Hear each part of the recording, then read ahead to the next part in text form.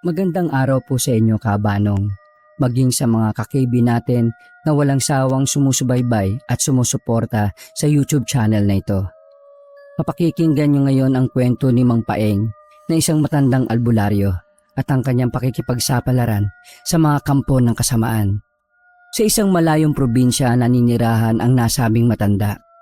Kasama ang kanyang nag-iisang anak na lalaki na ngayon ay isa ng alkalde ng bayan at ang kanyang apong nasa 12 taong gulang. Namuhay sila sa isang payak na tahanan. Ngunit sa kasamaang palad ay napabilang sila sa isang probinsya kung saan nagkalat ang mga aswang sa paligid. Kaliwat kanan ang kanilang pambibiktima. Dahilan kaya't naglahong parang bula ang apo ni Mang Paeng na si Felipe. Kasabay pa noon ay ang pagkasawi ng ina ng bata. Nako, mukhang hindi ko na yata kayang pasanin itong mga panggatong ko ha. Ay, tama na siguro ito. Babalik na lang ulit ako sa susunod. Nasa gitna ng kagubatan si Mang Paeng habang nangunguha siya ng mga tuyong kahoy para sa kanilang panggatong. Hindi na malaya na matanda na 6:00 na pala ng gabi. Masyado kasi siyang nawili sa mga ginagawa lalo na't napakasipag niyang tao. Pagkatapos bungkusin ni Mang Paeng ang mga naipon niyang panggatong, dahan-dahanan niyang pinasan ang mga ito. Saka nagsimulang maglakad pabalik sa kanilang tahanan. Ay naka, lumubog na yata ang araw. Dumidilim na pala ang paligid ah. Ay, kailangan ko nang makauwi kaagad kasi baka nakabalik na ang anak ko mula sa munisipyo. Tsaka kung kumakalam na ang sikmura doon. Binilisan na nga ni Mang Paeng ang pagakbang. Habang naglalakad ang matanda, biglang kumunot ang kanyang noo nang marinig ang ilang kaluskos mula sa kanyang likuran. Hindi na niya ito pinansin sa umpisa dahil baka ligaw na hayop lang. Ngunit hindi tumigil ang kaluskos. Para bang may sumusunod sa kanya. Aba, sino naman kaya itong sumusunod sa akin?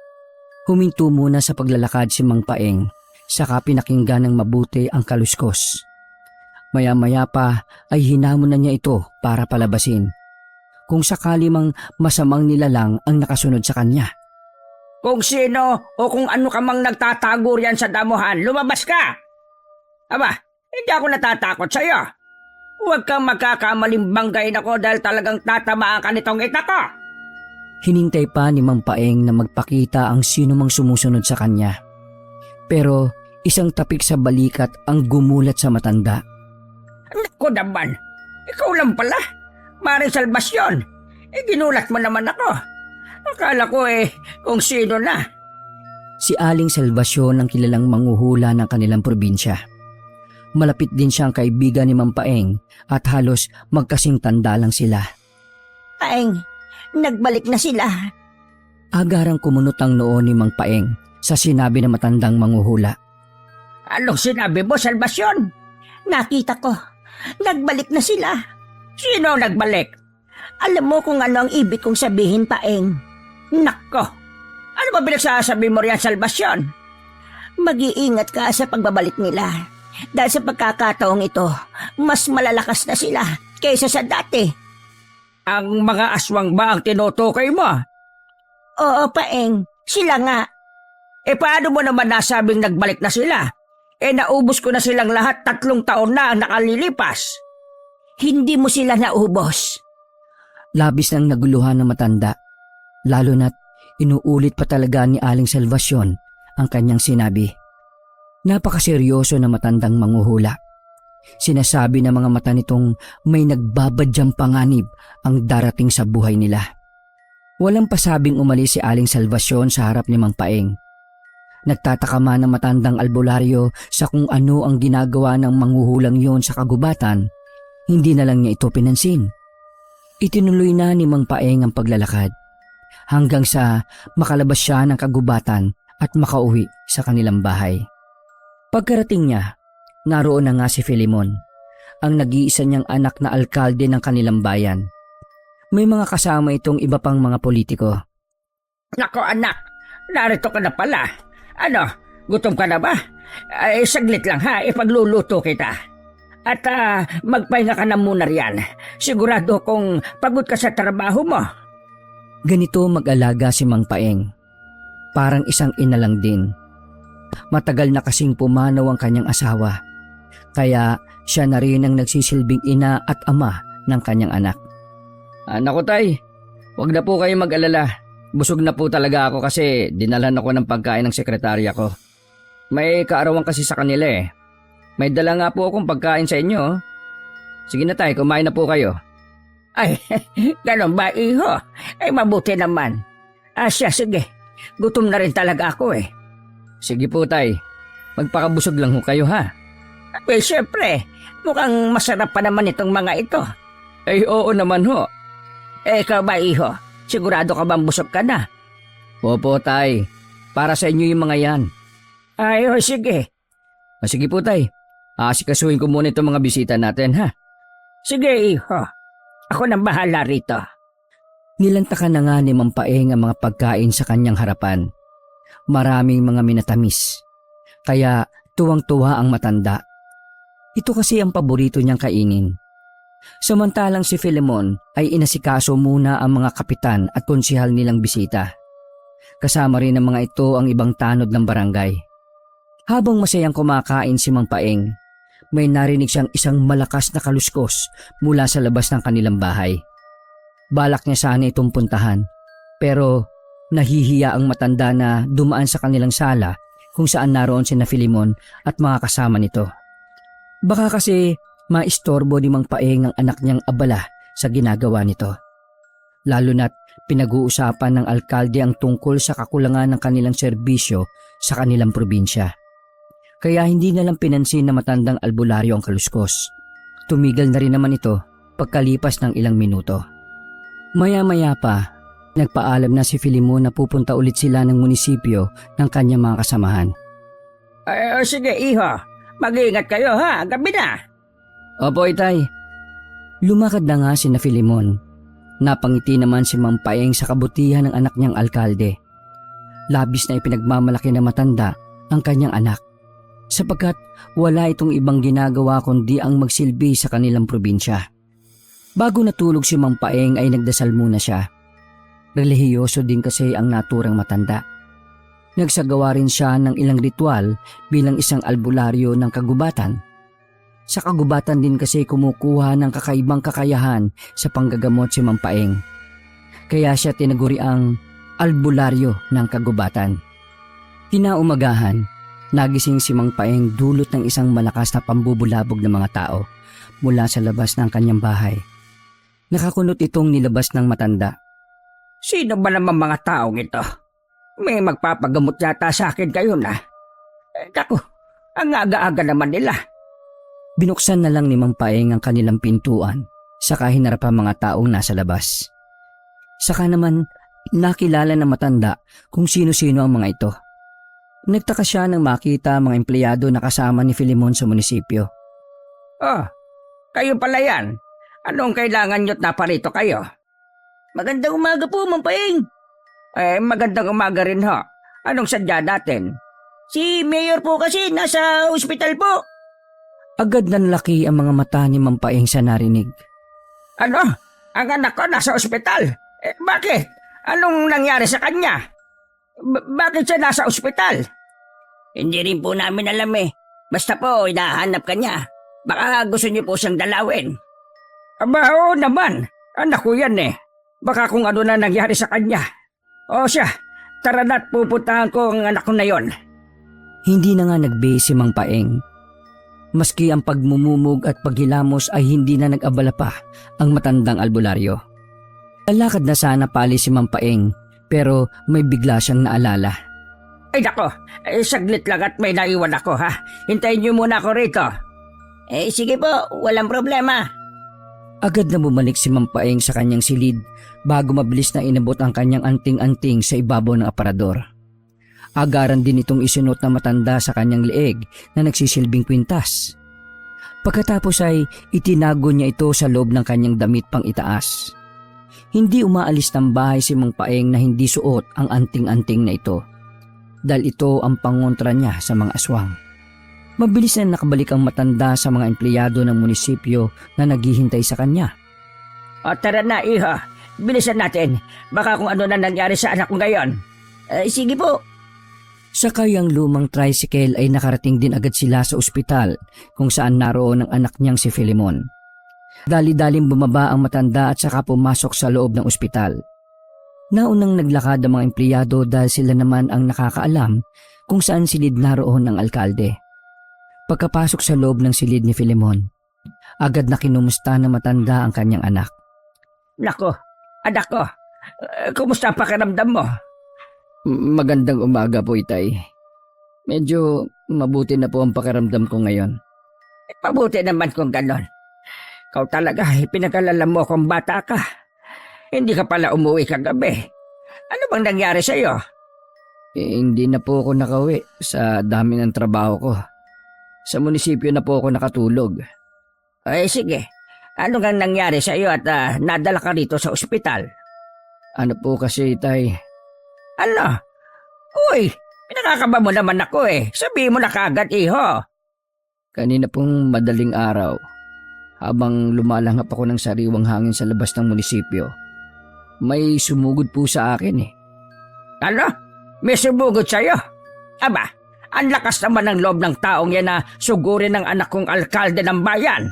Bakit anak? Sinong adik ba yung sumugod sa'yo? Hindi po adik, Itay. Hindi adik. Lasing siguro. Sinong lasing naman yan? Hindi rin po lasing.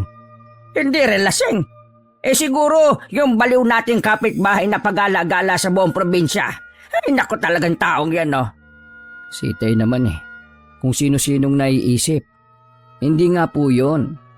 Bay kung hindi, di sino? Bakit hindi mo nalang kasi sabihin ng diretso? Sa totoo lang po, Itay, hindi ko alam Kumunot na naman ang noo ni Mampaeng sa sinabi ng kanyang anak. Hindi mo alam? Paano nangyaring hindi mo alam, iho? Hindi po yata tao yun, Itay. Ano? Anong ibig mo sabihin? Hindi ko po nakita ang mukha niya kasi may takip po ito. Malaki po siyang nilalang tsaka mabalahibo. Parang aso na parang kabayo. Hindi ko po matukoy kung anong uri ng nilalang yun Naku naman, sigurado ka ba, iho? Opo, Itay. Parang halimaw na aswang. Dahil sa sinagot ni Filemon, napaisip ng malalim si Mang Paeng. Naalala ng matandang albularyo ang sinabi sa kanya ni Aling Salvacion kahapon dun sa gubat. Ang naisip kasi ni Mang Paeng ay isa na naman lang yung hula ng matanda. Dahil dito, nagpaalam na si Mang Paeng sa anak na alkalde at saka tinungo ang bahay ni Aling Salvacion. Mabuti na lang at naroon din ang matanda. Salvacion, magandang araw sa iyo. Magandang araw din sa iyo, Paeng. Anong sadya mo't naparito ka? Hindi na nagpaligoy-ligoy pa ang matandang albularyo. Agad na niyang sinabi ang kanyang pakay. Ito na ba'y sinasabi mo kahapon na nagbalik na sila? Hindi agad kumibo ang matandang manghuhula. Bagkus ay tumitig lang ito ng malalim kay Paeng. Salvacion, nasa ospital ngayon ang anak ko. May nilalang daw na sumugod sa kanya kaninang madaling araw. Sabi niya pa, parang halimaw na aswang ang nakita niya. Ganun ba? Oo, ito ba ang ibig mo sabihin? Na nagbalik na ang mga aswang sa probinsya natin? Ngunit sa pagkakataong ito mas malakas na sila. Ikaw lamang ang makakasagot niyan, Paeng. Ang huli kong nakita sa aking pananaw, mababalot ka ng panlilinlang. Kaya, mag-iingat ka. Maaaring nasa paligid mo lang ang kalaban.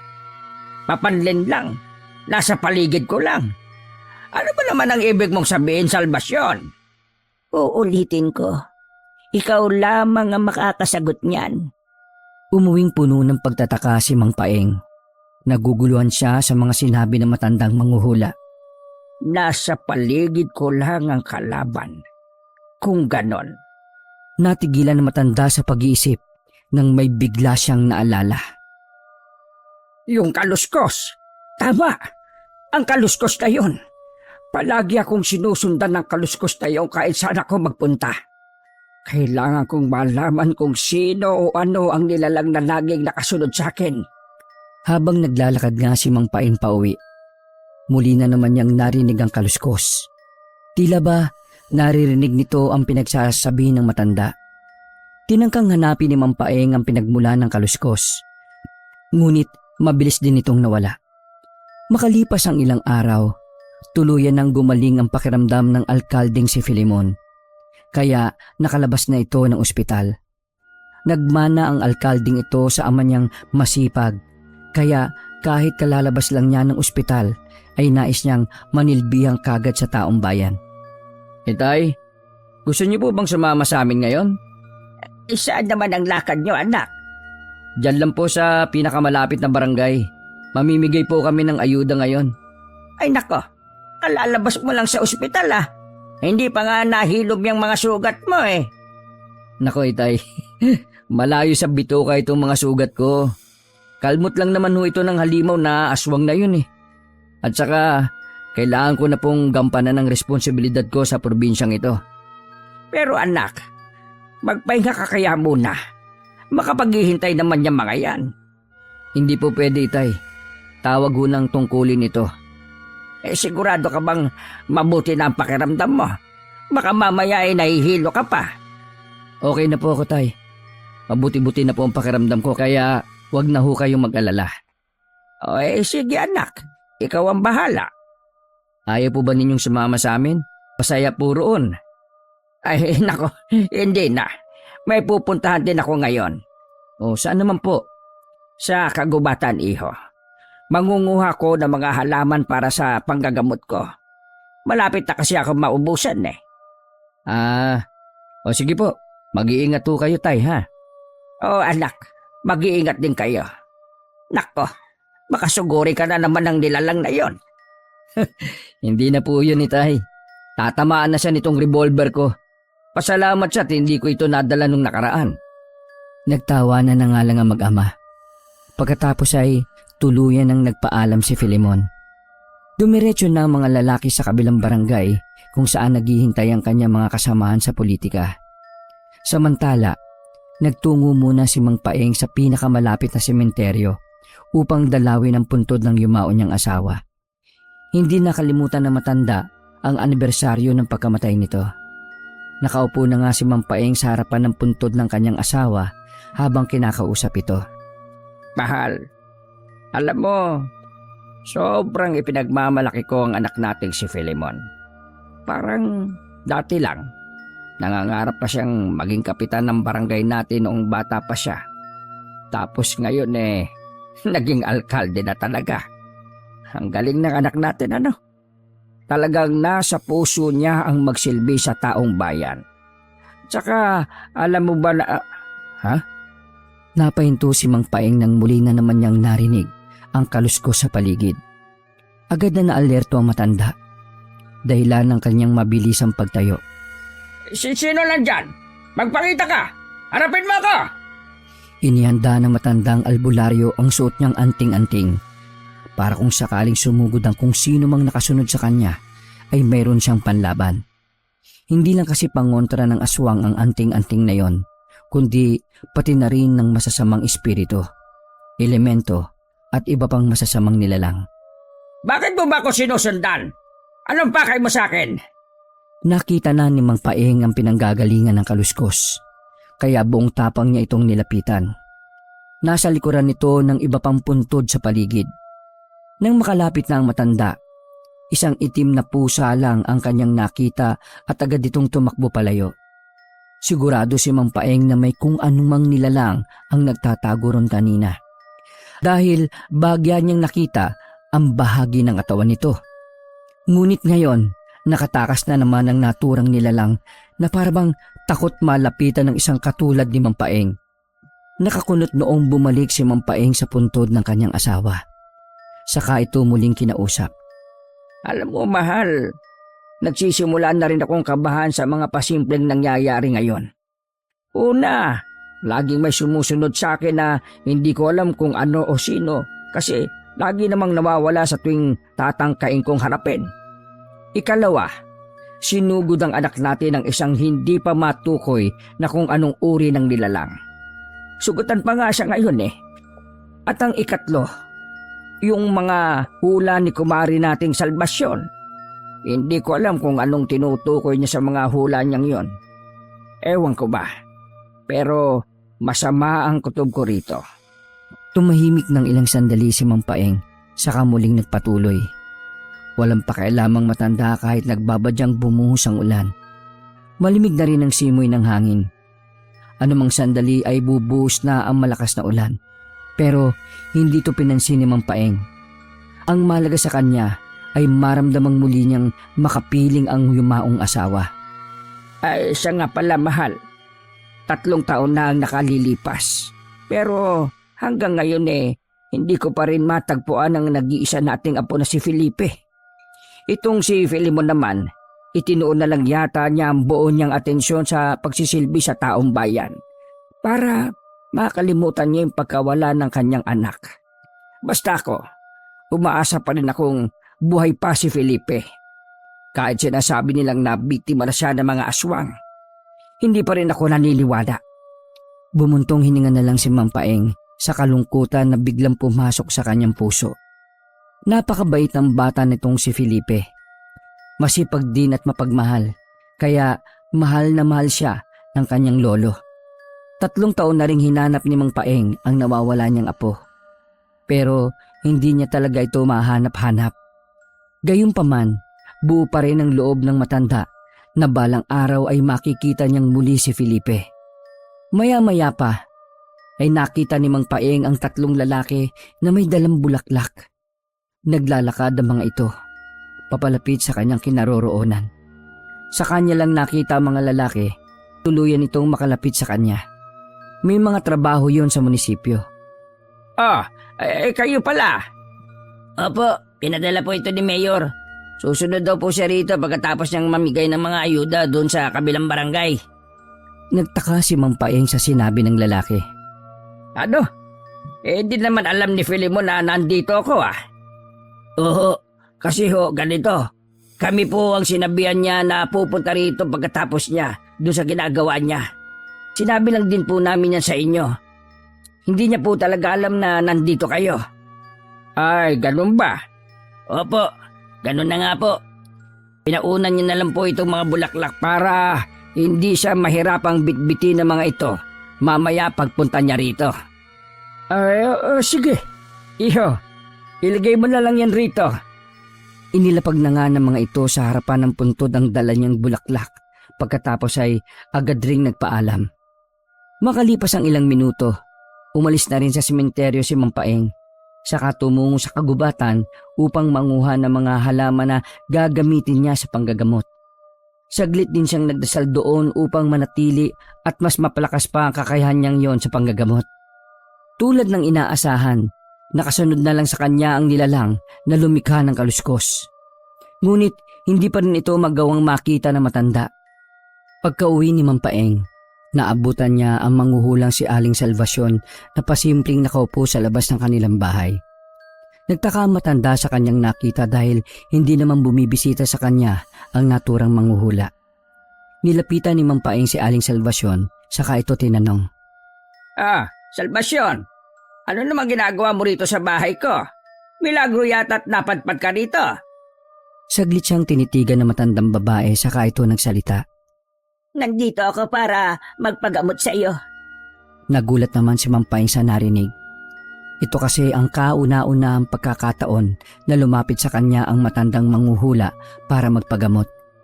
Nako, bago yan Ano naman nararamdaman mo, kumare? Parang kinukulam ako. Nako, masama yan. Mukhang may nakaaway ka yata. Halika sa loob, pasok ka. Binuksan na nga ni Mang Paeng ang pintuan at saka pinapasok ang matandang manghuhula. Tahimik namang sumunod si Aling Salvasyon. Teka, saglit lang muna Kukuha lang ako ng mga gamit ko. Ilang minutong naghintay si Aling Salvasyon. Inilibot muna ng matandang manghuhula ang kanyang paningin sa paligid, saka kumunot ang kanyang noo nang may maamoy siyang kakaiba. Hindi nagtagal, bumalik na rin si Mang Paeng. Sinimulan na rin niya ang ritual sa panggagamot.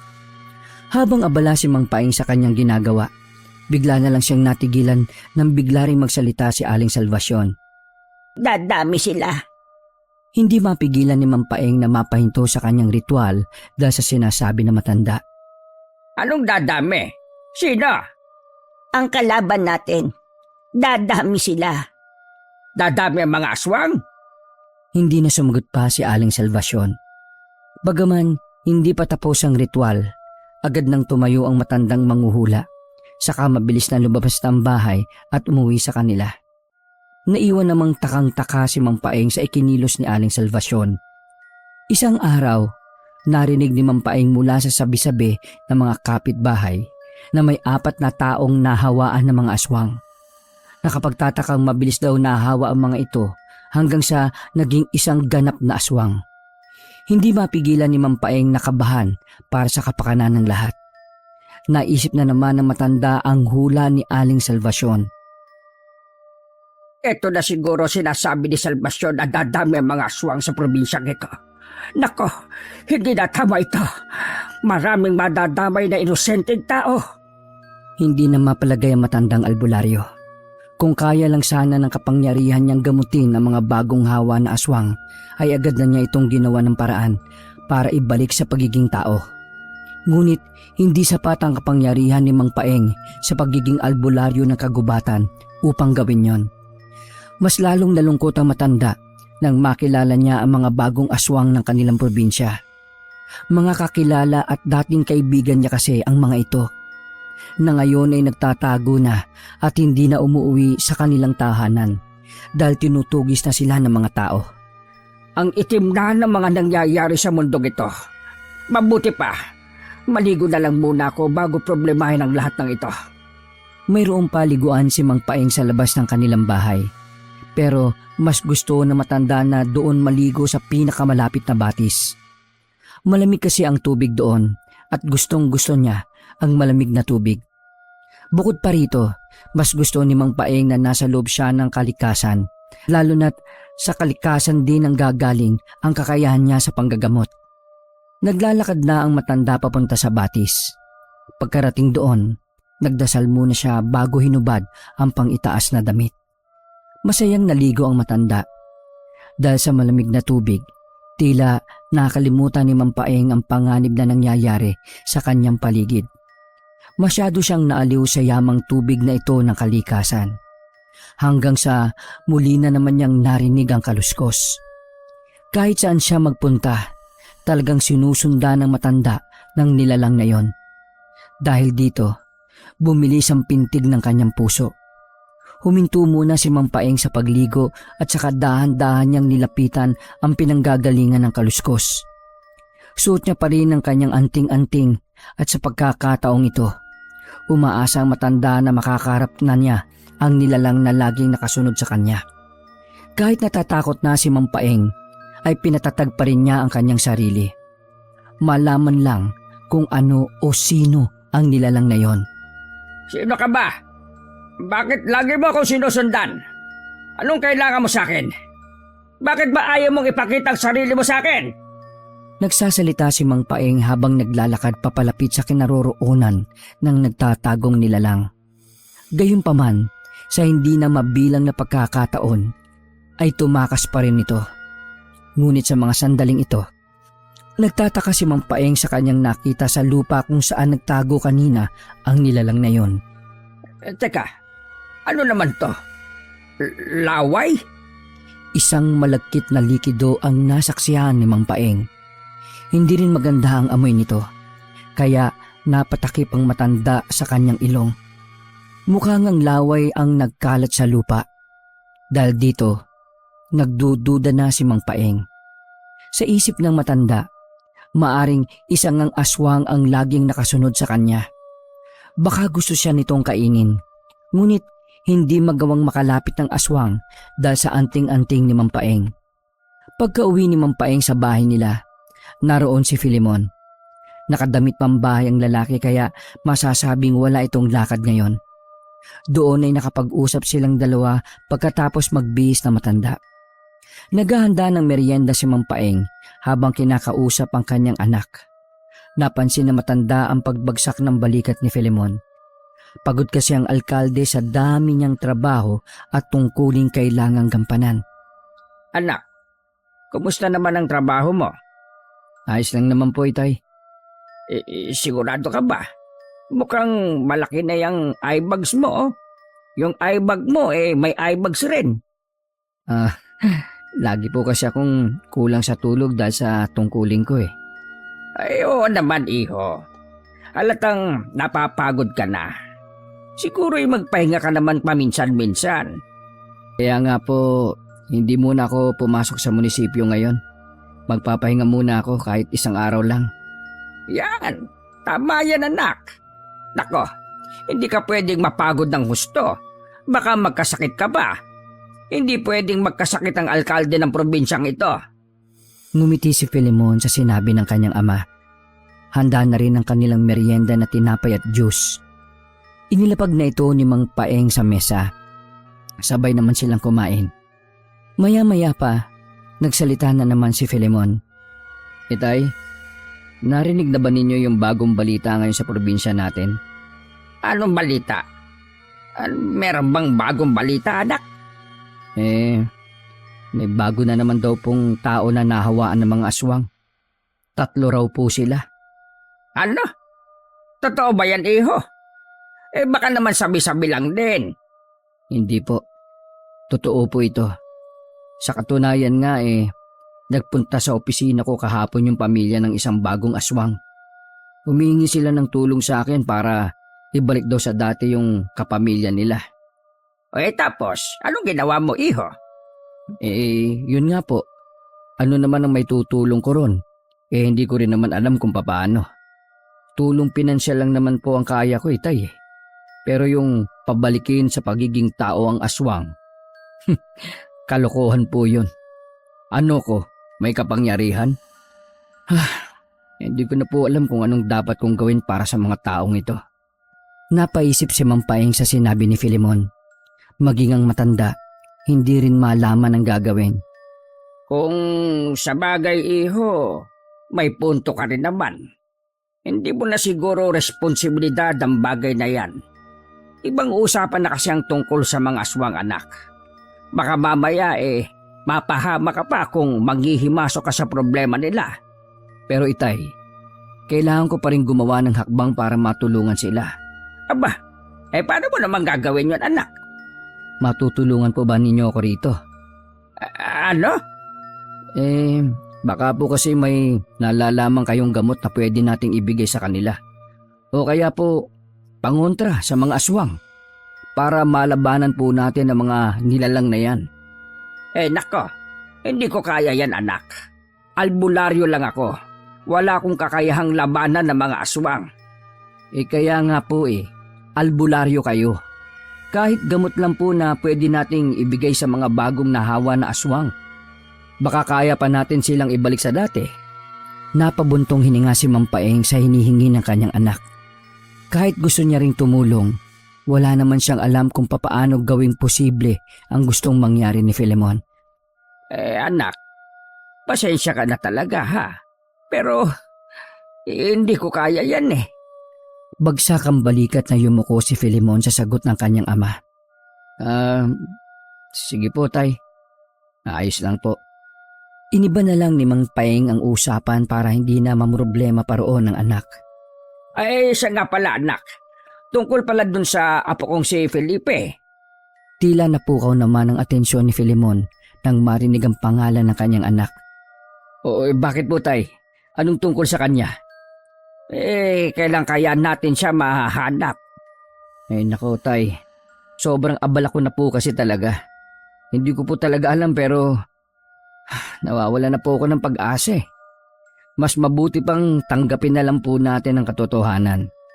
Dapat po mabuhay na lang tayo sa kung ano ang meron sa kasalukuyan.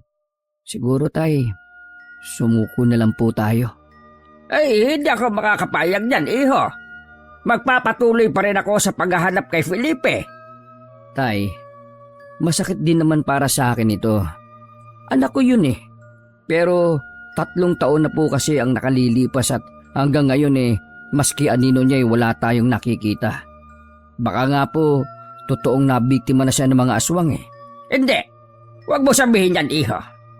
Kung sinukuan mo na ang sarili mong anak, ako hindi. Hanggat nabubuhay pa ako, hindi ako mawawala ng pag-asa. Naniniwala kong balang araw bago ko panawan ng aking hininga, muli ko ring makikita ang apo ko. Malungkot na bumuntong hininga si Filemon. Nangungulila rin siya sa kanyang anak pero kailangan niya maging handa sa kung anuman ang nangyari dito. Kayo po ang bahala, Itay. Maya-maya pa, biglang dumating si Aling Salvacion sa bahay nila. Mayroon itong sasabihin kay Mang Paeng. Mare, ikaw pala. Napadalaw ka. Di bali na lang, Paeng. Sa susunod na lang. Nagtaka ang mag-ama sa ikinilos na matandang manghuhula. Pribado kasi sana ang pag-uusapan nila ni Paeng. Ngunit nang makitang naroon sa bahay nila ang alkalde, ay bumati lang si Aling Salvacion kay Filemon at saka agarang umalis. Tila ba iniiwasan ng babae ang anak ni Mang Paeng? Anong nangyari doon kay Aling Salvacion, Itay? Di ko rin alam, iho. Malay ko ba sa matandang yon? Sige po. Munti ko na rin palang makakalimutan. May dadalawin po ako ngayong empleyado kong may sakit. Nako, napakabait mo naman talaga, anak. Talagang dadalaw ka pa sa kanila. Opo, ganun na nga po. Masipag din naman kasi yun. Dadalang ko lang ng ilang prutas. Sige, Tay. Mauna na po muna ako sa inyo, ha? Sige, iho. Mag-iingat ka. Marami ng aswang sa paligid ngayon. Nako, dapat doble ingat ang gagawin mo, ha? Tay, walang laban ng mga yan sa revolver ko. Alam naman po ninyong dinadala ko na ito ngayon kahit saan man ako magpunta Ay, sige. Lumakad na nga palis ng bahay si Filemon. Pagkaalis ng lalaki ay siya namang pagkarinig ni Mang Paeng sa malakas na kaluskos. Hindi kumilos ang matanda at pinakiramdaman niya lang ito ng husto.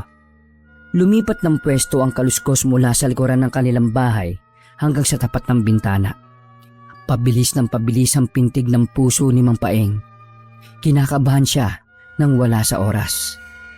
Hindi maintindihan ng matanda kung bakit kinakabahan siya sa mga sandaling ito. Gayong sobra naman siyang matapang noong nakaraan. Balak kumakbang ni Mang Paeng papunta sa kusina upang kumuha ng itak. Ngunit bago niya pa man magawa yon, singbilis ng kidlat na bumukas ang kanilang bintana at pumasok mula roon ang isang malaking halimaw. Nako, mahabaging langit! Ano ito? Hoy, lumayo ka sa akin! Layo! Dahil sa pagkataranta na matanda, natabig ng kanyang kamay ang florera sa gilid at agad itong nabasag pagkabagsak sa sahig.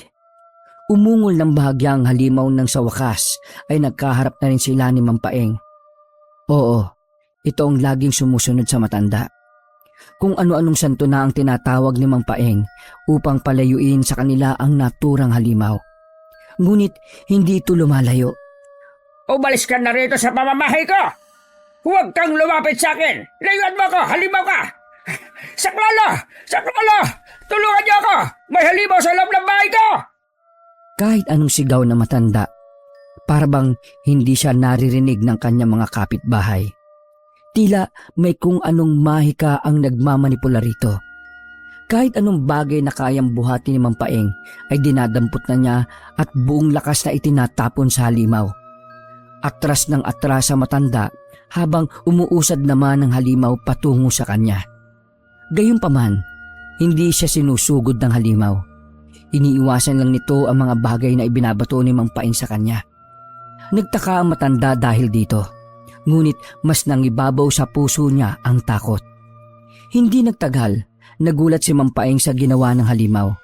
Dinampot nito ang isang picture frame sa gilid at saka sinugatan ng sariling kamay gamit ang mahaba at matutulis nitong kuko. Saka ito sinundan gamit ang sariling dugo. Pagkatapos ay ibinato ito ng halimaw sa paanan ni Mang Paeng. Saka umalis na ang nasabing halimaw sa loob ng bahay ni Mang Paeng. Dahil sa gulat at takot na matanda ay hindi siya nakaimik. Matagal rin bago muling nakagalaw si Mang Paeng. Saka pa siya bumalik sa katinuan nang mawala na ang halimaw sa kanyang harapan. Nanginginig ang mga kamay ni Mang Paeng habang dinadampot niya ang picture frame sa kanyang paanan. Basag na ito ngayon, Ngunit kumunot ng sobra ang noo ng matanda na makita kung sino ang nasa picture frame at kung ano ang nakasulat dito. Ang anak kong si Filemon at Pinuno. Unang napansin ng matanda kung kaninong larawan ang naroon bago pa ang nakasulat dito. Hindi kasi masyadong malinaw ang pagkasulat. Ngunit sapat na ito para maintindihan kung babasahin ng maigi. Pinuno? Ano naman ang ibig sabihin nito? Ang salitang nakasulat sa picture frame ni Filemon ay pinuno. Dahil dito, labis na nalito si Mang Paeng. Wala siyang kaide-ideya kung ano ang mensaheng gustong iparating sa kanya ng halimaw na yon. Dahil dito, palihim na nagtungo si Mang Paeng sa bahay ni Aling Salvacion. Daladala niya ang picture frame ni Filemon at balak niyang ipakita ito sa matanda na manghuhula upang alamin kung ano ang ibig sabihin nito. Pagkarating niya roon, ganun na lang ang gulat ng matanda nang matunghayang nagsisiiyakan ang mga tao sa labas ng kanilang bahay. Nako, anong nangyari dito? Bakit pa naiyak ang mga taong ito? Lumapit si Mang Paeng sa kumpulan ng mga tao at doon niya na nga nakita ang wala ng buhay na katawan ng matandang manghuhula. Tuloy ay nagulantang si Mang Paeng sa kanyang nasaksihan. Nako, Salvacion! Anong nangyari sa kanya? Padaanin niyo ako! Tabi! Tabi! Pilit na isinisiksik ni Mang Paeng ang kanyang sarili. Makalapit lang sa bangkay ni Aling Salvacion. Nang magtagumpay ang matanda, ay halos hindi na nga siya makahinga dahil sa gulat. Hindi makapaniwala si Mang Paeng sa nakikita niya ngayon. Kanina lang ay nanggaling pa si Aling Salvacion sa bahay nila. Pero ngayon ay wala na itong buhay. Nabiktima po siya ng mga aswang. Nagulat si Mang Paeng nang may biglang nagsalita mula sa kanyang likuran. Nang lingunin niya ay bumungad sa kanya ang umiiyak na si Lucian, ang lalaking anak ni Aling Salvacion. Iyo, anong nangyari sa iyong ina? Paano siya nabiktima ng mga aswang? Hindi ko po nakita.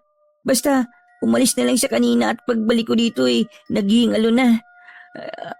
Bago siya tuluyang binawian ng buhay, nagawa niya pang sabihin na mga aswang ang may gawa nun sa kanya. Halata naman po, di ba? Tingnan niyo po yung sugat niya sa katawan. Walang nasabi si Mang Paeng sa mahabang tinura ni Lucian. Hinila ng matanda ang pulsuhan ng binata, saka ito dinala sa gilid ng kanilang bahay, kung saan walang nakakarinig sa usapan nila. Lucian, iho, kanina lang nagtungo pa ang iyong ina sa bahay namin. Pero agad rin siyang umalis. Hindi niya nasabi sa akin kung anong sadya niya at napadalo siya sa amin. Nagmamadali pa nga siya at parang takot na takot kaya nagtataka ako. Ganun po ba? Oo, iho.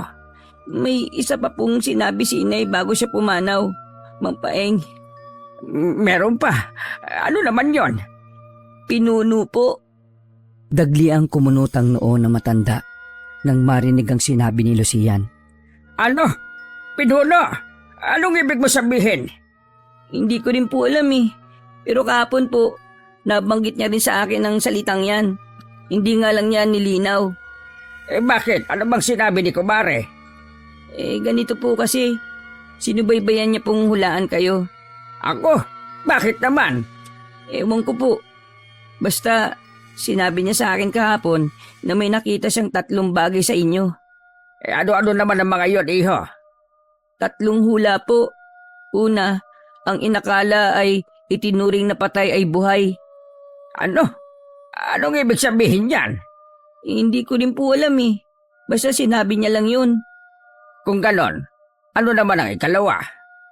Mapandin lang daw po. Maputi sa panlabas, pero maitim sa loob. Liwanag at dilim. Ang ikatlo naman, yun ang salitang pinuno. Lucian, hindi kita maintindihan.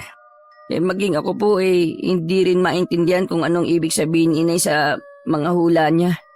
Siguro po, kaya niya kayo pinuntahan kanina para ipaalam sa inyo ang mga bagay na ito. Maaaring ganun na nga, iho. Ewan, bakit bigla siyang umalis?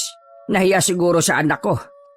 Nako, naroon po pala si Mayor sa inyo. Hayaan niyo na. Pag-aaralan ko po ang lahat ng nahulaan ni Inay.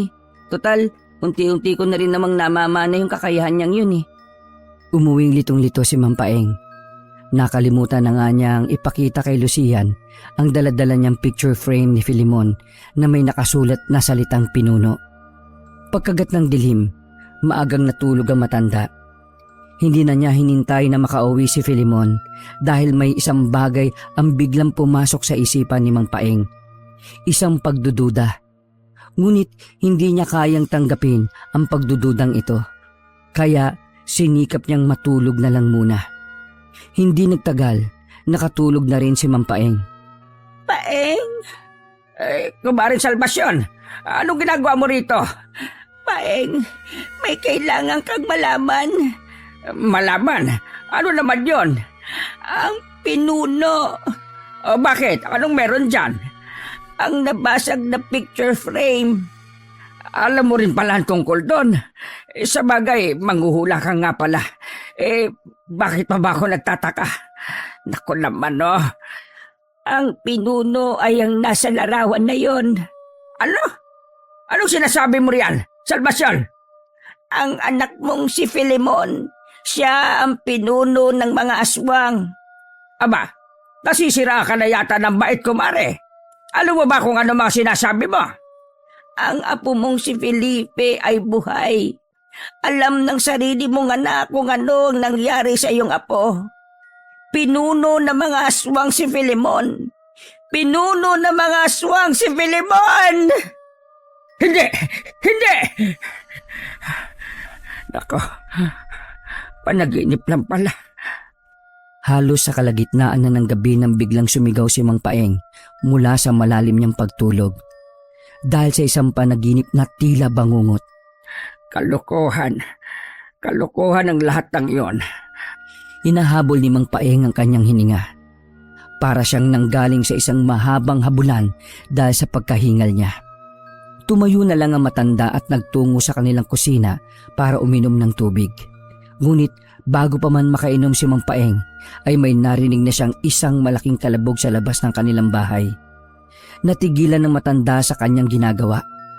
Pinakinggan niya ng mabuti kung ano ang naririnig. Kumabog ng malakas ang puso ni Mang Paeng nang mapagtanto niyang parang isa yung dambuhalang ibon na lumipad mula sa loob ng kanilang bahay palabas. Dahil dito, hindi na nakainom ng tubig ang matanda at agad na siyang tumakbo pabalik sa kanyang silid. Hindi na muling nakatulog si Mang Paeng. Abala siya sa pagmamasid sa paligid at naghihintay sa kung anong susunod na mangyayari. Ilang oras na nakatunganga ang matanda hanggang sa tumilaok na nga ang alagang manok ng kanilang kapitbahay. Maliwanag na ang paligid. Maagang nagpaalam si Filemon kay Mang Paeng. Itay, pupunta na po ako sa munisipyo ha. Ay, sige anak, mag-iingat ka. Opo, Itay. Lumakad na paalis si Filemon. Hindi mapigilan ni Mang Paeng na titigan ng likuran ng kanyang anak habang naglalakad ito palayo sa kanya. Nabuhay na naman sa isipan ng matanda ang pagdududa. Ngunit agad niya ring sinuway ang sarili. Hindi totoo ang panaginip kong yon. Hindi ako naniniwalang may ibang katauhan ng anak ko. Ako nagpalaki sa kanya. Kilalang-kilala ko si Filemon. Gayunpaman, parang nanaig pa rin ang pagdududa ni Mang Paeng. Sunod-sunod na kasi ang mga pangyayari na nagtuturo kay Filemon bilang salarin sa lahat ng mga masasamang bagay na nangyari sa kanilang probinsya. Dahil dito, parang may sariling utak ang mga paa ni Mang Paeng. Sinundan niya ng patago si Filemon. Nagtataka pa ang matanda nang hindi pumapara ng tricycle na masasakyan ng kanyang anak. Ang mas ipinagtataka niya pa ay lumis ng daan ng naturang alkalde. Hindi ito dumadaan doon, patungo sa kanilang munisipyo. Saan kaya pupunta itong si Filemon? Bakit naglalakad lang siya at palagi rin siyang lumilinga sa kanyang paligid? Nahihirapan tuloy ako magtago habang sinusundan siya. Pabulong-bulong lang si Mang Paeng habang kabadong sinusundan ang kanyang anak. May kahabaan ng kanilang nilakad hanggang sa makarating sila sa isang abandonadong gusali na nakatirik sa tahimik na lugar. Walang masyadong taong dumadaan dito, kaya walang anumang ingay ang maririnig sa paligid. Nagtago muna si Mang Paeng sa likuran ng isang malaking puno sa harap ng abandonadong gusali. Ilang segundo pa ang lumipas. Nakita niyang may sumunod sa kanyang anak mula sa loob ng gusali. Laking gulat na matanda sa kanyang nakita. Teka, sila yung mga bagong nahawa na aswang ah. Nakalimutan ni Mang Paeng na bumulong. Kaya agad siyang napatakip ng kanyang bibig. Mabuti na lang at hindi narinig ang boses ng matanda. Hindi rin naman kasi ito ganun kalakas at medyo malayo rin ang pinagtataguan niyang puno mula sa gusaling yon. Sa kabilang banda, hindi matanggap ni Mang Paeng ang nakikita niya ngayon. Yumuko ang mga bagong aswang sa kanyang anak at dinig na dinig ng matanda ang tinawag ng mga aswang na ito kay Filemon. Pinuno. Hindi makapaniwala si Mang Paeng. Malinaw na ang lahat, pero hindi lang kayang tanggapin ng matanda na pinuno nga ng mga aswang ang alkalde ng probinsyang ito. Lalong hindi niya matanggap dahil sarili niyang kadugo si Filemon. Dahil sa gulat ang matanda, hindi niya namalayang nakalika siya ng isang ingay dahil dito. Agarang nagsiningo ng mga aswang sa kinaroroonan ni Mang Paeng at mabilis siyang pinuntahan ng mga ito. Agara namang napatakbo ang matanda palayo sa lugar na yon. Sa kabutihang palad, hindi siya naabutan ng mga ito.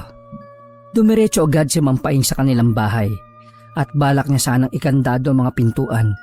Ngunit nagulantang ang matanda sa naabutan niya ron sa loob. Ha! Filemon? Hindi makapaniwala si Mang Paeng sa kanyang nakita. Naroon lang naman si Filemon at nakangising naghihintay sa kanya. Ang tagal naman ninyong makabalik itay. Saan ba kayo nanggaling? Hindi kaya ng katawan ni Mang Paeng ang panginginig dulot ng kakaibang boses ni Filemon.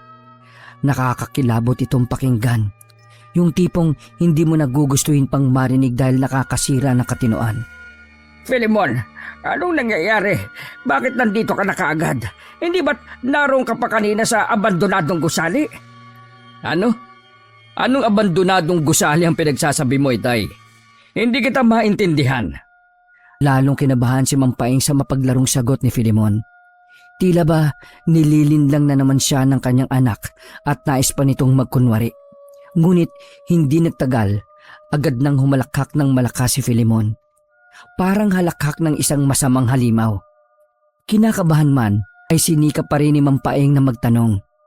Napabuntong hininga siya ng malalim at napatingin ng diretsyo sa kanyang anak. Filemon, anak, tapatin mo nga ako. Totoo ba yung nakita ko kanina? Sadya niya munang inantala ang kanyang pagsasalita. Tila nagdadalawang isip kung itutuloy niya pa ang gagawing pagtatanong. Hanggang sa buong tapang niyang inihayag ang nasa kanyang isipan. Anak, totoo ba? Totoo ba na pinuno ka ng mga aswang? Bago pa man makasagot si Filemon, biglang bumukas ang kanilang pintuan at iniluwa nito ang binatang anak ni Aling Salvacion na si Lucian. Mang Paeng, lumayo kayo sa alkading yan! Lucian, bakit ka nandito? Ikaw ang umalis dito. Nandito po ako para sabihin sa inyong alam ko na ang sagot sa lahat ng hula ni Inay. Habang natataranta si na Lucian at Mang Paeng, nakangisi naman si Filemon dahil may dalawa na siyang mabibiktima sa mga sandaling ito. Umalis ka na rito, Lucian, dali! Hindi po! Alam ko na! Si Mayor Filemon! Siya ang tinutukoy na pinuno ng mga aswang! Siya ang mapanlinlang, Mang Paeng! Higit sa lahat, siya ang may hawak sa apo ninyo ngayon! Hindi po nawawala ang apo nyo! Hindi siya patay! Buhay siya! Ang lahat ng ito'y dahil sa anak ninyong pinuno ng mga aswang! Lucian, ang sabi ko umalis ka na rito! Nagtaka si Lucian sa naging sagot ni Mang Paeng pagkatapos niyang ilantad ang katotohanan. Inaasahan ng binata na magugulat ng gusto si Mang Paeng, ngunit hindi ito nangyari. Sino ba naman kasi ang magugulat kung alam na ng matanda ang katotohanan? Ano? Tapos ka na bang magsalita, bata? Kinilabutan si Lucian sa bawat salitang lumalabas mula sa bibig ni Filemon. Huli ka na, bata. Malas mo lang at tumuntong ka pa sa teritoryo ko. Magpaalam ka na ngayon sa huling segundo ng iyong buhay. Akmang susugurin ni Filemon si Lucian, Ngunit mabilis na kumilos ang binata at sinabuyan niya si Filemon ng isang likidong pangontra sa mga aswang. Napahiyaw si Filemon dahil sa sakit na dinulot nito sa kanyang balat. Mampaeng, tayo na po! Umalis na po tayo rito! Hindi lang ng binata ang pulsuhan ni Mampaeng. Saka inakay ang matandang palabas ng bahay. Ngunit agad silang hinarang ng mga nasasakupang aswang ng alkalde. Nako, paano na ito? Sa isang utos mula kay Filemon, mabilis na sumalakay ang iba pa niyang mga alagad sa binata. Sinubukan pa nitong manlaban, ngunit nakubabawan siya ng dalawa pang kalaban. Gamit ang kanilang matatalas na kuko ay pinagkakakalmot nila ito. Hanggang sa binutas nila ang tiyan nito. Dahilan ng agad na pagkasawi ng binata. Duguan pa itong nakahandusay sa sahig. Sobra namang nasindak si Mampaeng sa mga nangyayari. Kaya hindi na rin niya nagawa pang makasigaw. Halos nakalimutan na rin niya kung paanong huminga dahil sa matinding takot at kaba para sa sarili niyang kaligtasan. Oh, saan ka pupunta, Itay? Hindi ikaw si Filemon. Hindi ikaw yan. Hindi ikaw ang anak ko. Mabilis na tumakbo ang matanda. Hinabol siya ng mga aswang. Ngunit hindi siya magawang lapitan at kagati ng mga ito dahil sa suot niyang anting-anting. Tanging si Filemon lamang ang may kakayahang kalabanin ng kanyang ama dahil sa walang epekto sa kanya ang anting-anting ni Mampaeng.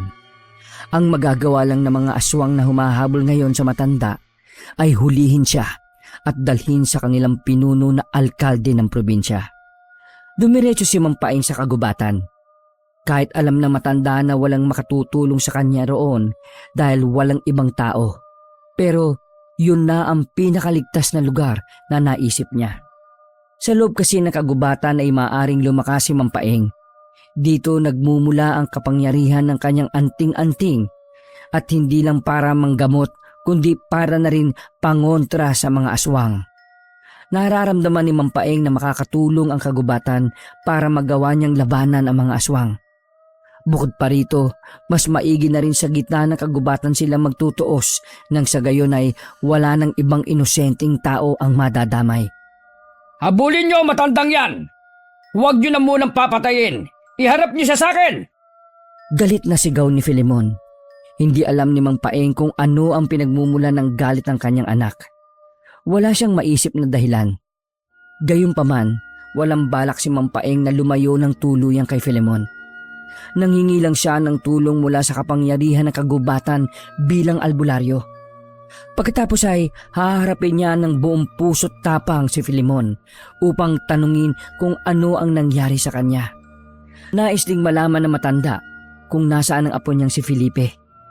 Ang pagiging buhay ng kanyang apo ang nagbibigay ng pag-asa kay Mampaeng na harapin ang kanyang anak na pinuno ng mga aswang. Espiritu ng kagubatan, bigyan mo ko ng lakas upang harapin ang lahat ng mga kampo ng kadiliman. Huwag mo akong pababayaan. Nakaluhod na si Mampaeng sa lupa, sa gitna ng kagubatan. Tila ba wala na siyang pakialam na nasa paligid ang mga aswang na umahabol sa kanya. Hindi nagtagal, nararamdaman na ni Mampaeng ang pagpasok ng lakas sa kanyang katawan.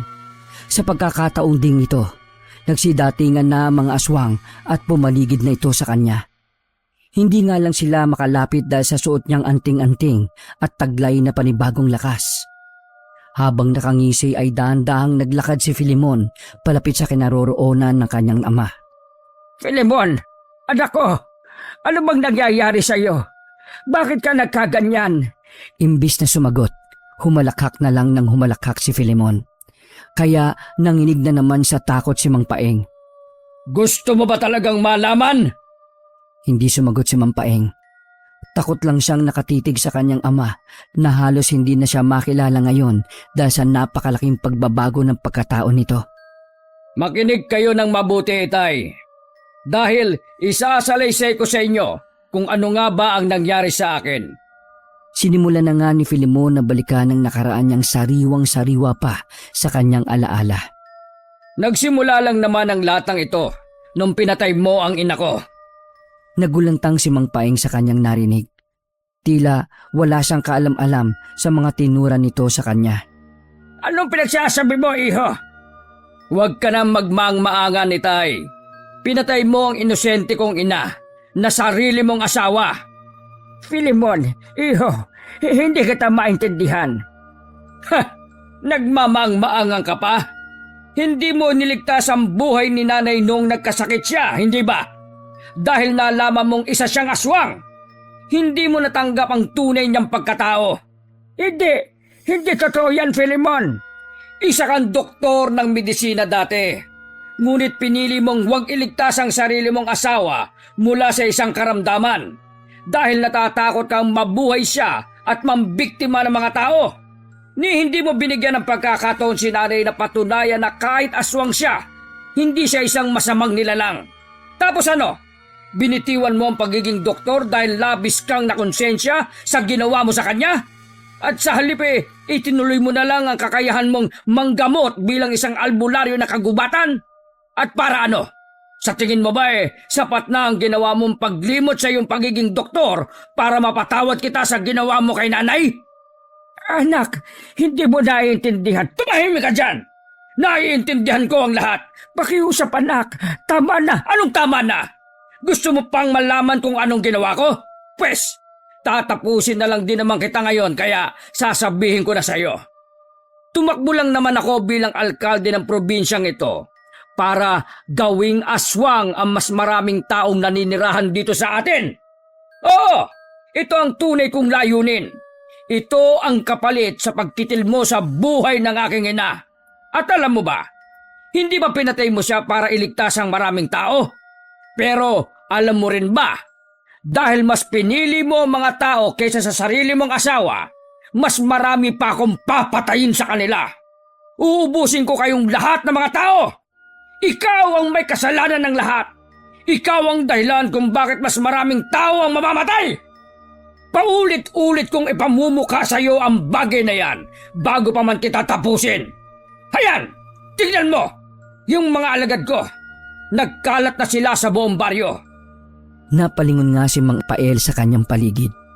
Naroon nakapalibot nga sa kanila ang malaking hukbo ng mga aswang na pinamumunuan ni Filemon.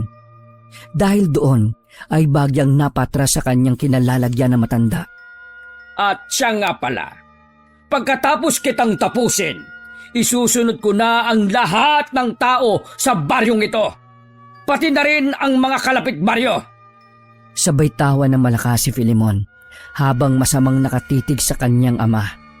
Anak, hindi ikaw yan! Hindi ikaw yan! Ha! Ito pa nga pala. Alam mo na ba kung ano ang nangyari sa iyong apo? Agad na naalerto ang diwa ni Mampaeng nang banggitin na ni Filemon ang tungkol sa sarili niyang anak na si Felipe. Bakit? Nasaan ang apo ko? Anong ginawa mo sa kanya? Anak mo yon! Huwag kang atat, Itay. Sasabihin ko sa iyo sa isang kondisyon. Ano yon? Sabihin mo sa akin. Kailangang may mamatay na isa sa ating dalawa. Ano? Filemon, anak, pwede ba? Itigil mo na ang pagtawag sa akin ng anak? Dahil matagal na kitang kinalimutan bilang ama ko. Nung nawala sa akin si inay, tinuring na rin kitang nasa hukay. Nasaktan ng labis si Mampaeng sa sinabi ni Filemon. Hindi na nga namalayan na matanda ang pagtulo ng butil ng kanyang luha. Gayunpaman, pinilit niya pa ring labanan ng sariling emosyon. Batid niyang wala ng ibang paraan upang mailigtas niya ang kanyang apo. Yun ay ang tapusin ang buhay ng kanyang nag-iisang anak na si Filemon. Balak niyang humanap na lamang ng sagot sa mga alagad nito. Kung gano'n sige, maglaban tayo. Ganyan. Gusto ko yan. Madali ka naman palang kausap Kaagad na umatake ang matanda sa kanyang anak. Mabilis namang naalerto si Filemon, kaya mabilis rin itong nasa lagang tansong kutsilyong hawak ng ama. Gamit ang matatalas na kuko, ay agad rin itong gumanti ng isang malakas na pagwasiwas. Pero sa kabila ng lahat ay mabilis na napaatras sa matanda. Habang patuloy pa sa paglalaban ang mag-ama, ay abala naman sa panonood ng mga aswang na nasa kanilang paligid. Tila nasasabik at naaaliw sila sa kanilang mga nasasaksihan. Panay lamang ang kanilang hiyawan at pagsisigawan sa paglalaban ng dalawa. Nang nakakuha ng tamang distansya, ay mabilis na umusal ng dasal si Mampaeng. Samantalang napahalakak lamang ng malakas si Filemon. Batid niya ang gagawin ng kanyang ama, kaya umusal rin siya ng matataas na antas ng dasal. Ang kanilang pisikalang labanan ay napunta sa pagtutunggali ng kanilang mga dasal at orasyon. Bagyang matitigil ang isa, sabay magpapakawala ng tigal po ang isa. Halos pantay lamang ang bawat pag-opensa at bawat pagdepensa. Walang sino man sa kanila ang nagpapadaig. Sa bawat paglipas pa ng ilang sandali, ay unti-unti na ring nakikita ang kalamangan ng anak. Wari, pinaglalaruan lamang pala nito ang kanyang ama. Mukhang walang laban sa akin ang pagiging albularyo mo, tanda. Ano ba yung mga dasal na inuusal mo? Sigurado ka bang pang-aswang talaga yan? Pero bakit parang hindi ko ramdam? Sabay tawa pa ng ubod ng lakas si Filemon. Batid rin kasi niya ang matinding agwat ng kanilang mga kakayahan. Kahit saan mang anggulo ay hindi magagawang magwagi na matanda sa kanya. Bakit hindi mo subukang kalabanin ako gamit ang iyong lakas? Tumigil ka na, Filemon. Alam mong hindi ko kaya yan dahil sa tanda kong ito. Isa pa, kahit may kakayahan akong kalabanin ka ay hindi kita magagawang saktan dahil anak pa rin kita. Tumahimik ka. Di ba nga, mamamatay tao ka? Pinatay mo ang ina ko. Mabilis na gumalaw ang mabibigat na kamay ni Filemon at agad itong tumama sa tiyan ni Mang Paeng. Dahil dito, sumuka ng dugo ang matanda. Napangisi naman si Filemon sa kanyang nakita. Gayunpaman, hindi nakaramdam ng galit si Mang Paeng para sa kanyang anak. Filemon, iho, pakiusap. Tumigil ka na. Alalahanin mo kung sino ka talaga. Ha! Pinapatawa mo ba ako, tanda? Siyempre, ako si Filemon, ang batang aswang noon na namatayan ng ina dahil sa kagagawa ng sarili niyang ama. Hindi nga totoo yan. Tanggap ko ang iyong ina sa kabila ng pagiging aswang niya. Matagal ko nang alam ang lahat ng bagay na yon. Talagang hindi ko lang kinayang iligtas ang buhay niya. Wala na akong nagawa dahil Diyos na ang nagkaloob na mangyari yon. Ilang beses ko siyang sinubukang iligtas, pero nabigo ako. Kaya, patawarin mo ko, anak. Patawarin mo ko. Umiiyak na paliwanag pa ni Mang Paeng sa kanyang anak. Tumahimik ka! Wala na akong pakialam pa sa mga paliwanag mo! Sinungaling! Isa pa, wag na wag mong babanggitin sa akin ulit ang sinasamba nyo. Kung ayaw mong ora mismo, ay kitling ko ang buhay mo! Anak, pakiusap. Kahit sabihin mo na lang sa akin kung nasaan ang apo kong si Felipe. Humalakak na naman si Filemon. Magsasalita na sana ang lalaki ngunit isang malakas na alulong ang pumigil sa kanya. Sabay-sabay silang napalingon sa nilalang na dahan-dahang lumapit sa kanila. Ang mga aswang sa paligid ay mabilis na nagbigay ng daan dahil sa takot. At kasali na rito si Filemon. Halatang natatakot si Filemon sa nilalang na ito na isang halimaw. Ang halimaw na sumugod sa kanya kaya siya na ospital noon. At ito rin ang halimaw na pumasok sa loob ng bahay ni Mang Paeng upang ibigay sa matanda ang mensaheng nakasulat sa picture frame. Hindi nagtagal, isang salita ang binitiwan ng halimaw na ito na siyang gumulantang sa kanila. "Kumusta po?" Takang-taka habang napatitig na lamang si Mang Paeng sa bagong dating na aswang. Hindi niya rin basta mawari, pero kahit hindi pa man tuluyang nagpapakilala ang nasabing nilalang, ay may ideya na kaagad ang matanda. Ito ay ang pinakamamahal niyang apo, ang pinakamatagal niya nang hinahanap at palaging iniisip. Ilang taon na rin kasi ang lumipas buot ang mawala ang batang si Felipe. Wala man lang kaalam-alam si Mang Paeng na itinago lamang pala ito ng kanyang anak na si Filemon sa loob ng mahabang panahon. Para lasunin na rin ang isipan nito at magalit rin sa matanda. Subalit, sadyang matalino ang binatang si Felipe. Dahil nagawa niyang matuklasan ang lahat ng maitim na balak ng kanyang ama. Yun ay ang gawin siyang parte ng pagiganti nito kay Mang Paeng. Kaya parehas sina Felipe at kanyang ina ang hinanggaw ni Filemon. Subalit hindi ito kinaya ng ina ng bata, kaya agaran rin itong nasawi. Samantala, matagumpay naman ang pagiging aswang ni Felipe. Nang matuklasan ng lahat ng ito, ay kaagad na tumakas ang bata. Mag-isa na lamang siyang nagpalakas at palihim na binabantayan ng kanyang lolo. Si Felipe ay may matinding galit rin pala sa kanyang sariling ama. Ikaw ba yan, apo? Opo, lolo. Ako po ito. Ang apo po ninyo. Apo, ikaw nga! Nakagigimbal man ang itsura ni Felipe. Walang pag-alinlangan at mabilis siyang sinalubong ng yakap ni Mampaeng. Kitang-kita ang matinding pananabik niya sa binata. Walang humpay ang paglandas ng kanilang mga luha na tila hindi pa rin kapani-paniwala. Hindi pa man nagtagal ang ganong eksena nang matigilan bigla si Felipe. Bigla na lang napasandal sa kanyang balikat ang matanda. Dahilan para kutuban ng masama ang binatang aswang. Paglingon niya sa kanyang likuran, napangangan na lamang siya nang makita ang kanyang ama.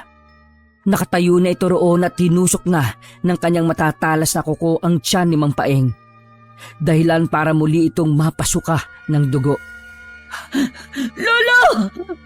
Sigaw ni Felipe ng ubod ng lakas. Bigla na lang umagos ang kanyang luha sa kanyang mga mata. Tama lang yan sa kanya. Bago pa niya lasunin ang isipan mo. Niyakap na lamang ng binata ang katawan ng kanyang lolo. Sa mga oras na yon, ay talagang hindi niya matanggap ang pagkawala nito. Magbabayad ka sa ginawa mo! Magbabayad ka! Nangangatal na sigaw ni Felipe. Sabay baling nito sa kanyang ama. Hayop ka talaga. Mamamatay tao ka, talagang demonyo ka. Masyado kang nabulag sa paggiganti at kapangyarihan. Tama na, anak. Tara na. Ubusin na natin ang lahat ng tao sa lugar na ito. Tayo ang magkauri at sila ang dapat na maubos. Tumahimik ka! Ito ang saluin mo! Papatayin kita! Isang patusok na kalmot ang pinakawala ng binata sa kanyang ama. Sadyang pinuntirya nito ang kanyang puso. Subalit dahil sa pagiging alerto ni Filemon ay madali niyang naiwasan ang pag-atake. Ngunit hindi pa rin nagpaawat si Felipe. Malalakas at magkakasunod na kalmot ang pinakawala nito sa kanyang ama. Waring tuluyan niya na talaga itong tatapusin. Nang matanto ni Filemon na nilamon na ng matinding galit ang kanyang anak, ay wala na rin siyang pagpipilian pa. Dahil kung hindi niya siseryosohin ang laban, ay siya naman ang masasawi sa kanilang labanan. Tama na! Tumigil ka na, anak! Tama na! Sinabing tama na eh! Mistulang nabingi na lamang ang binatang si Felipe. Sa halip na pakinggan at tugunan pa ang ama, ay nagpatuloy lamang siya sa kanyang ginagawa. Panay lamang ang palitan ng kanilang bawat pag-atake. Buong gilas at buong lakas nilang ibinigay ang kanilang makakaya. Ngunit dahil sa nabulag sa matinding kapangyarihan si Filemon, inutusan na nito ang ilan pang kawal para atakihin ng kanyang anak. Subalit dahil sa matinding pagkadalubhasa ay walang sino man ang nakatagal sa harapan nito. Bawat isa sa kanila ay isa-isa niyang napapatumba. Hanggang sa nagpatuloy pa ang paglalabanan ng mag-ama. Maya-maya pa ay bumulwak na lang ang dugo sa bibig ni Filemon. Tuluyan nang bumigay ang kanyang katawan dahil sa tindi ng mga pinsalang natamo nito. Napahagulgol na lamang sa matinding pag-iyak ang binata habang pinagmamasdan ang buong kapaligiran. Nagkalat ang maraming bangkay ng mga aswang sa buong paligid. Napukaw na lamang ang kanyang atensyon nang mapansin niya ang mahinang paggalaw ng kanyang lolo Paeng. Kaya dali-dali niya itong tinungo para suriin ang kalagayan nito. Himalang sa natamo nitong malalim na sugat sa tiyan ay nagawa pa rin itong mabuhay. Dahil doon ay wala na siyang sinayang na mga oras pa. Mabilis niya itong dinala sa labas ng bahay ng isa ring manggagamot. Pero bago pa man yun ay bumalik muna siya sa pagiging tao. Sa kabutihang palad ay nagamot naman ng kanyang lolo. Nang tuluyan na itong gumaling, ay muli silang nagpatuloy sa kanilang pagkakamustahan. Buhat pa noon ay namuhay na sila ng masaya at mapayapa. Wakas.